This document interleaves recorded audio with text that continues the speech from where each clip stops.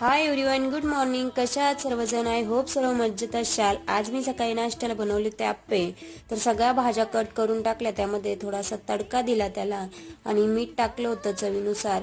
आणि मी रात्रीचा जो भात उरेल होता ना, तर त्याचेच हे आप्पे बनवले होते. खूप भारी झाले होते. आणि त्यानंतर आप्पे बनवून घेतले मग आणि मस्त असा नाश्ता करून घेतला.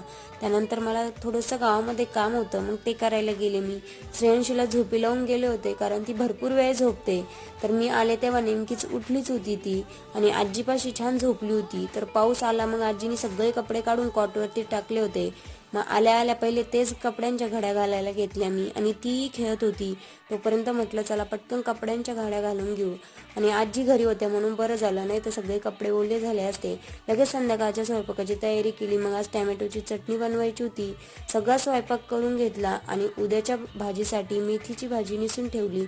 चला मिनी ब्लॉग इथेच एंड करते. भेटूया नेक्स्ट मिनी ब्लॉगमध्ये.